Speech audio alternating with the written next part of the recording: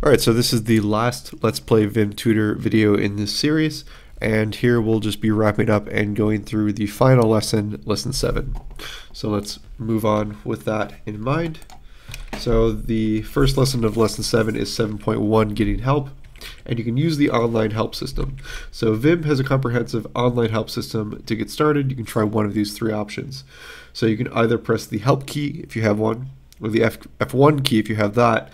Otherwise, I think the most helpful way to go about navigating through the help system is with the final option here, with just typing :help. So if we type in :help and then hit enter, what you'll see is you'll see a window pop up above the VimTutor window that we were just in. So you can see the cursor up here, and I can move this around in this window. This is the Vim main help file. It's very large and has a lot of content, and we'll see in a little bit how to specify certain terms to search for in the help file for Vim. Just another note on Windows, as I mentioned that I am in this window up here, and you'll notice that there's the VimTutor window that we came from below. So if you want to switch between window panes, what you can do is you can type Control-WW, and you'll notice now the cursor here is on the bottom in the VimTutor window. If I do that again, Control-WW, I navigate to the other window, which was the window that we were the Vim help file window. So I'm in there now. If you want to close out of a window, so right now I'm in the Vim help file. I want to close out of that, so you can just type :Q to quit out of that, and that will collapse that window and take us back to the VimTutor window here. Let me just scroll up a little bit there. So in Vim, I haven't covered this, but you can open up many different window panes. You can list them either on top of each other like we just saw, or vertically or horizontally, or any orientation that you like. That's pretty helpful for editing one file and having another file on your other window pane as reference. It obviously comes in handy for lots of different reasons. So let's see, let's continue on with this lesson of 7.1. So we can read the text in the help window to find out how the help system works. So we did that, and the other two items here, Control-WW jumps between windows as we just saw, and then :Q will quit out of whatever window the cursor happens to be in. You can find help on just about any subject by giving an argument to the help command. So you can try these. So for instance, if you type in :help and then followed by some command or something like W, for instance, and then you hit enter, this will give you all the information on what W is with respect to Vim. So in Vim, W corresponds to word motions, and that gives you a whole bunch of information on what constitutes as a word, how to navigate through words in a line, and so on and so forth. So really extensive stuff, but it's also quite probably the best source for figuring out how to do something, or for just if you don't know what a certain command does, it's very easy to look up using the help system. So with that, I'm going to go ahead and quit out of that window there, and then just kind of move on to 7.2, which is create a startup script. So to create a startup script, enable Vim features. Vim has many more features than VI, which VI is a precursor to Vim that was a bit more limited. Most of them are disabled by default. To start using more features, you have to create what's called a vimrc file. So I'm not going to go through in this video about creating a vimrc file, but if you're not aware of what this is, it's basically just a configuration file for Vim that allows you to put on some other bells and whistles like line numbering, syntax highlighting, if you want to use macros. So if you do a certain operation very frequently and you want to kind of short circuit that operation by just hitting one key, or maybe like a very short sequence of keys, you can configure all of that in your vimrc file. So there's a lot of information both there and in the help system, and I think really just exploring both of those things on your own is probably the best way to go about that.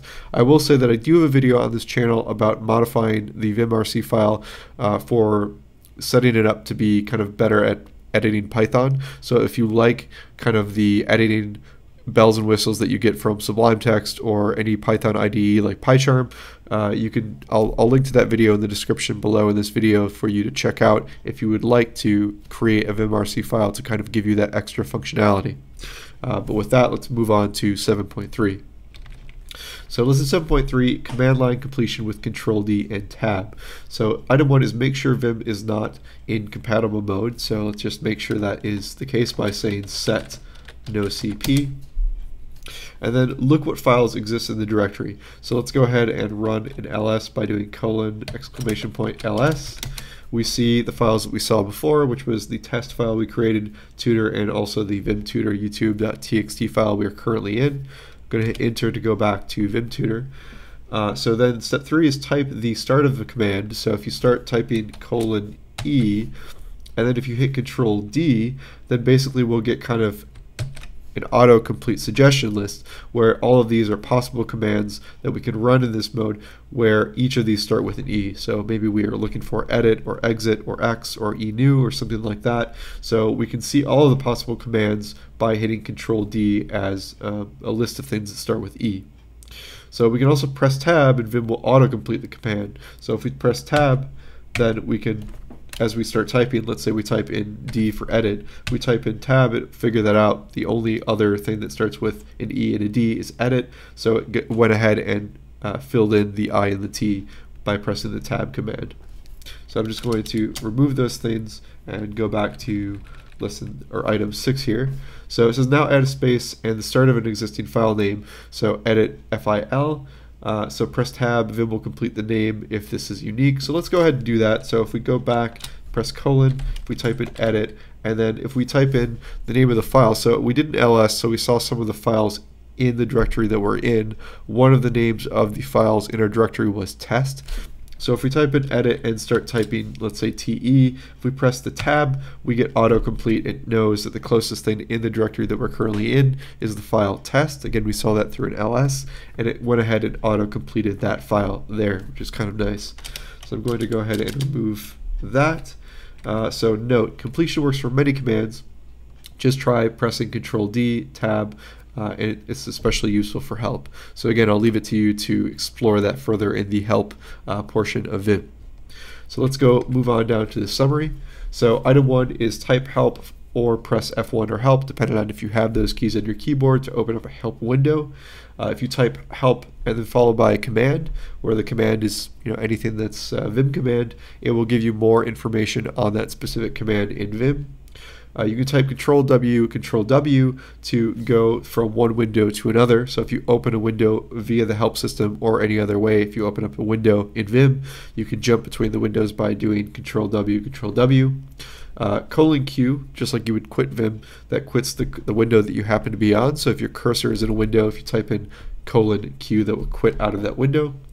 Create a vimrc script to startup script to keep your preferred settings. So again, this is something that's quite deep and something that I will leave a link to in the description below if you code Python and you want to set up a vimrc file for that purpose.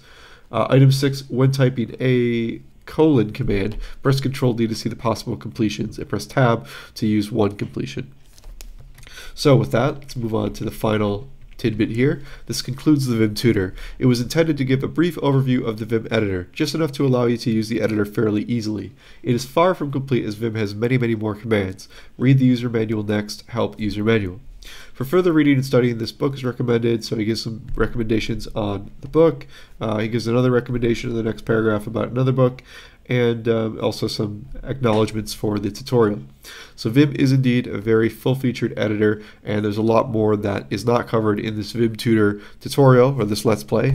So I encourage you, if you like what you saw in this Let's Play series, that I hope that you give Vim a shot, that you find that it's handy for whatever purposes you're using it for, and there's a ton of information out there both on YouTube and elsewhere on the net. These books that are recommended are great as well, so I hope that you have a great exploration and adventure with Vim. I hope you continue the Let's Play as you continue to learn the editor. Thanks again for watching this series of videos, and I hope you have a great day. Thanks again. Bye-bye.